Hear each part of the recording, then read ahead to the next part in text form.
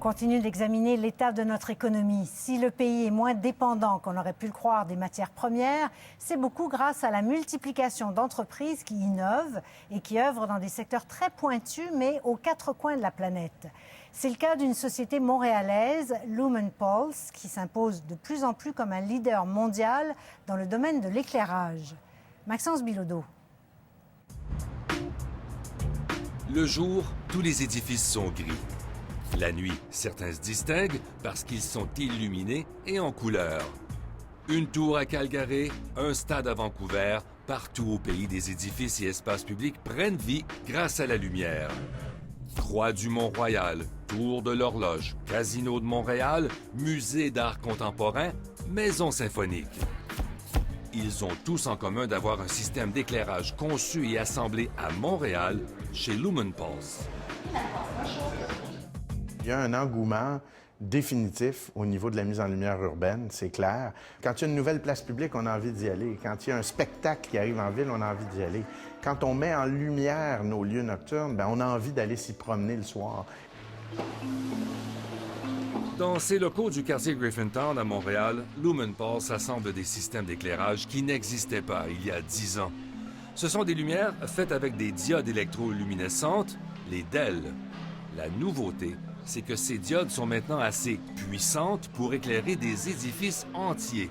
Le coût d'achat est certes plus élevé, mais les DEL consomment beaucoup moins d'énergie et durent beaucoup plus longtemps que les systèmes d'éclairage traditionnels. Le Canada, c'est vaste, mais c'est un petit marché. L'importance de l'exportation, l'importance du marché mondial. Le marché québécois, le marché canadien, c'est nettement insuffisant pour vous. Ouais. Nous, on a déjà 80 de notre chiffre d'affaires qui est exporté à l'extérieur du Canada et du Québec. Donc, pour nous, c'est capital. Je veux dire, sans ces marchés-là, on ne serait jamais capable de développer l'entreprise qu'on a aujourd'hui. New York, Lumenpulse a utilisé plus de 700 lumières pour illuminer le Helmsley Building sur Park Avenue. Londres, éclairage du musée Victoria and Albert. Suède, un centre de ski en couleur et aussi un pont, le pont Solvesborg. En passant, des ponts à Montréal, c'est pas ce qui manque. Le pont Jacques-Cartier, ça vous tente? C'est certain que tous les ponts nous tentent. Des édifices à éclairer dans le monde, ils sont nombreux et tous tentants. Lumenpulse a bien l'intention d'avoir sa part du gâteau. L'entreprise a aujourd'hui un chiffre d'affaires de 100 millions et près de 500 employés. La croissance se fait par la conquête de nouveaux marchés, par l'acquisition d'entreprises et aussi, c'était il y a 1 an, par l'entrée en bourse pour amener de nouveaux capitaux.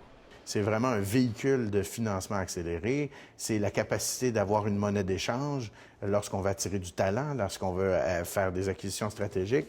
Et c'est très difficile d'avoir un meilleur véhicule que ça. La recette du succès, c'est une combinaison d'ingrédients, dont voici le plus important chez Lumenpulse. Il faut s'entourer des meilleurs. Hein, ça commence là.